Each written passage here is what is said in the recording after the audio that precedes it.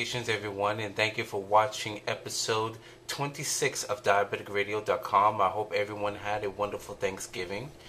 We have two more major holidays that are coming up. Of course, that is Christmas and New Year's, and I thought that this would be a perfect opportunity to discuss alcohol consumption and diabetes. Now, I just want to give people a heads up who are watching that this is not an episode about me trying to persuade my personal beliefs about anyone's alcohol consumption. I'm not trying to change anyone's attitudes about alcohol, but it would be irresponsible of me not to discuss some of the things that can happen while you're drinking alcohol at a party or what have you, and being diabetic. Now, some of these things, same things happen regardless of whether you're diabetic or not.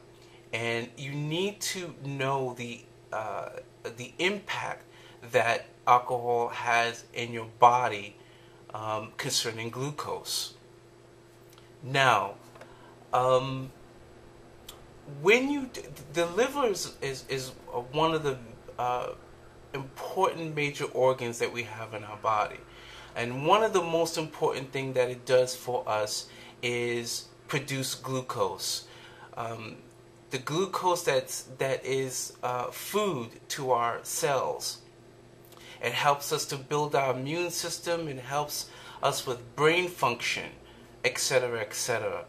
Now, every time you drink alcohol, your liver pretty much stops doing everything just to handle that alcohol. And the problem with that is your body, especially your brain, needs glucose all the time. It has to have a consistent stream of glucose. So when your liver stops making glucose because it's handling all the alcohol that you're taking in, this is what actually causes the HYPO glycemia, which is low blood sugar. And you wouldn't want that. And actually, I feel, I haven't confirmed this with my doctor, but I have a funny feeling that, you know, the so-called hangovers that people get who drink in the mornings, I really don't think that that's the result of the alcohol per se. I really think it's the hours and hours of low blood sugar that many people get.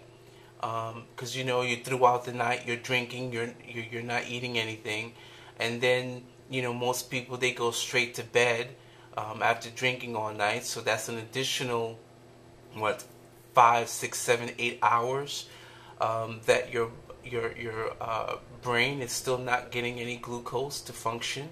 And I really believe that by that time when you wake up, you get that big migraine headache. I really think that's the brain's response to being deprived of glucose for 14, 15, 18 hours during and after your alcohol consumption. And I really think that it's important for people to recognize this. If you're type 1 or LADA, or if you are a type 2 on insulin, this is something that you really need to plan and seriously think about, and most importantly, talk about this to your doctor. You don't. Some people, they make a decision not to drink any medication or to take anything during that time while they're drinking. But that's not a decision that, in my opinion, that you really should make on your own, really. But most importantly, if you know you're going to drink and you're diabetic, I can't tell you how important it is for you to eat. I'm not going to tell you not to drink, because you guys, some of you, most of the people who watch my videos are grown adults. You could do whatever you want. But one thing that I do believe should be a non-negotiable for most people is that if you know you're going to drink alcohol, you're going to go to a party or family gathering or whatever, and you know you're going to drink alcohol for a long period of time, you need to have something in your stomach before you start drinking, so that the insulin that's being produced in your body, whether you're non-diabetic or if you are a diabetic taking insulin, you need to have your blood sugars at a certain level, so that when and if it does drop severely low at some point in the night, your sugars are high enough that you have some kind of cushion. And hopefully when you wake up, your hangover, quote unquote, will be not as bad as if you didn't eat. So back in the days when your mother, your grandmother, your grandfather always tell you, you're going to drink, eat something. I don't think they realize just how true that is. That's not just to avoid any stomach problems or headaches, the hangover. That's really to make sure, for your body to make sure that it has produced enough glucose to sustain you throughout the night. And also remember that if you're going to be dancing and moving your body and getting down and stuff like that, remember that your body is also using glucose. So that's going to lower your blood sugars. If you are on an insulin pump, it may be a good idea for you to discuss with your doctor adjusting your basal rates so that a little lower than what you normally would have it. So this way, if you're going to drink, you have enough, you won't use the glucose as quickly as if you were to take your full insulin dose. Also a good thing to really keep in mind that if you're taking medications, everyone pretty much knows, I hope everyone knows by now, that you should not drink alcohol while you're on medications, because a lot of these medications have some serious interactions with alcohol. Now, again, you don't want, a lot of people that I know would just skip their medications for the night until the alcohol is out of their systems. But I don't recommend people doing that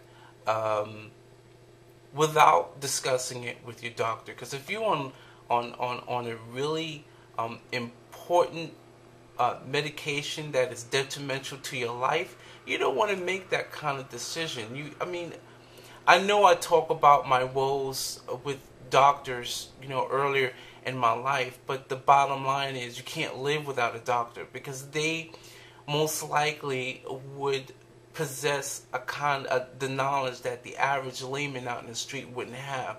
So you don't want to make these kinds of assumptions. I think when you have something that's as life-changing and life-altering as diabetes, you would want to make sure that you discuss every little single thing with your doctor, even if it seems dumb.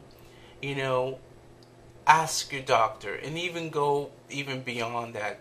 Use the power of your computer. If you're watching me through YouTube or you downloaded my video through podcast, that means you have an internet connection, and use the power of Google to start searching things.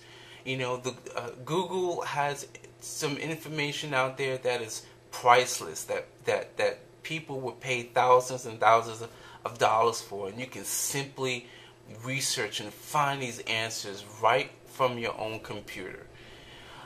I hope that I didn't blow up your ears with talking about alcohol, but it's very, very important, and I think that this is an issue that very few people pay attention to, and I guess I don't know what to say. I don't want to sound preachy or anything. I really hate that. So, trust me, I don't want to judge anyone. I know what it feels like. But I just want you to have the information that you need to make better decisions concerning your diabetes. So I hope this episode was very helpful, and I look forward to making my next video, and have a very, very safe holiday. Thanks. Bye.